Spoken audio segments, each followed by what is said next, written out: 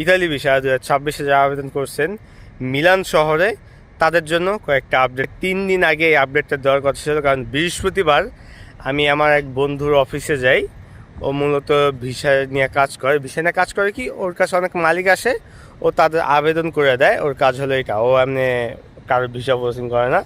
কিংবা আমি মিলান ব্যতীত অন্য কোনো জায়গায় আপডেট দিতেছি না, আমি শুধু মিলান শহরের কথা বলতেছি। দয়া করে কেউ অন্য শহরের কথা আমাকে জিজ্ঞেস করবেন না। ওকে, মিলান শহরে স্পন্সর ক্যাটাগরিতে গত 3 দিন আগে ও একসাথে 3টা নুলস্তা পাইছে। তার 2 দিন আগে ও ডোমেস্টিক ক্যাটাগরিতে একটা পাইছে।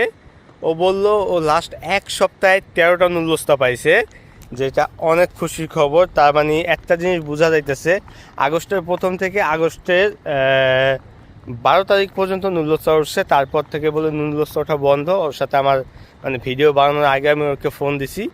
ও বললো যে বন্ধু দেখ, 12 তারিখ পর্যন্ত নুলস্তা উঠছে, তারপর 12 তারিখ থেকে যেমন অফিস আওয়ারটা পুরোপুরি একেবারে বন্ধ হয়ে গেছে। হ্যাঁ, সো যেগুলো উঠছে এর ভিতরে আবার একটা না দুইটা জানি 25-এর কাগজ ছিল। সরি, সুই থেকে আপডেট করে সেই নুলস্তাগুলো আপলোড করা হয়েছে। সো একটা জিনিস বুঝলাম, ওর সাথে আমি আরও বিস্তারিত কথা বললাম যে সামনে কি আরও নুলস্তা উঠবে কিনা। ও বললো যে দেখ, এটা তো শিওর বলা যায় না, এটা তো গভর্নমেন্টের হাতে। এখন গভর্নমেন্টের হাতে থাকা জিনিস তো আর চাইলে যে কেউ বলতে পারবে না। তো ওর সাথে আমি আরেকটু বিস্তারিত কথা বললাম যে সামনে কি আর কোনো কাগজ উঠবে কিনা। ও আমাকে যে ইনফরমেশনটা দিল সেটা হলো, এই বছর বাংলাদেশে কাগজ খুবই কম উঠছে। এখন আগস্ট মাস তো চলতেছে, আগস্টের 26 তারিখ পর্যন্ত অফিস আদালত অধিকাংশ সময় বন্ধ থাকে। 24 তারিখের পর থেকে খোলা শুরু হয়। তো ও বললো সেপ্টেম্বর অক্টোবরে ভালো কিছু কাগজ উঠবে, একটু আশা রাখেন। যারা 26-এ আবেদন করছেন একটু আশা রাখেন, ইনশাল্লাহ সেপ্টেম্বর অক্টোবরটা দেখেন। তারপর না হলে এর মাঝে আপনারা চেষ্টা করেন ভালো একটা মাধ্যম খুঁজে রাখার জন্য, বাট জমা দিয়েন না। সেপ্টেম্বর অক্টোবর পর্যন্ত আপনার 26-এ আবেদনটা দেখেন। যদি দেখেন কোনো ফলাফল পাচ্ছেন না, তাহলে 27-এর জন্য প্রিপেয়ার হন।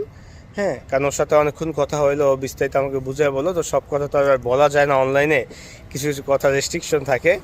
হ্যাঁ, সো এটা খুবই একটা সুখবর যে রোম থেকে রোমে এসে বসে, এখন মুখটা রোমের কথা চলে আসে। মিলানে ভালো কয়েকটা কাগজ উঠছে, সেটা স্পন্সর, ডোমেস্টিক এবং এগ্রিকালচারের একটার কথা বলছে আমার। এগ্রিকালচারে প্রথমে এগ্রিকালচার অনেক শুনছি, ডোমেস্টিক আর স্পন্সরের খবর ভালো আসতেছে। ও আমাকে বললো অনেকগুলো কাগজ ও অ্যাজ এ অ্যাডভোকেট কিংবা একজন মানে শুধু আবেদনের কাজ করে, ও কারোর ভিসা প্রসেসিংয়ের কাজ করে না। আর দয়া করে কেউ আমাকে আবার মেসেজ দিয়েন না ওর নাম্বারের জন্য, ওর নাম্বার কারো দেওয়া যাবে না। হ্যাঁ, সো মিলানে যারা আবেদন করেছেন তারা একটু খোঁজ খবর নিয়ে রাখেন, ইনশাল্লাহ আশা করি ভালো। কারণ অনেকেই কোশ্চেন করা যে ইতালিতে নুলস্তা ওঠা কি অফ হয়ে গেছে কিনা। ভাই, ইতালিতে নুলস্তা ওঠা অফ হয় নাই। সাময়িক সময়ের জন্য আগে যেখানে 100 উঠতো, এখন সেখানে 10টা ওঠে, 5টা ওঠে। বাংলাদেশের নুলস্তা গণহারে ক্যান্সেল হয় এবং খুবই কম ওঠে। সো আপনারা আপনার মাধ্যমকে জিজ্ঞেস করবেন, যদি কোনো সন্দেহ হয় মাধ্যমে বলবেন ভিডিও কলের মাধ্যমে দেখাইতে। তো ধন্যবাদ সবাইকে, আজকে মতন এখানে বিদায় নিচ্ছি। ইতালির রোম শহর থেকে আমি নাইম খান বলছিলাম। আল্লাহ হাফেজ।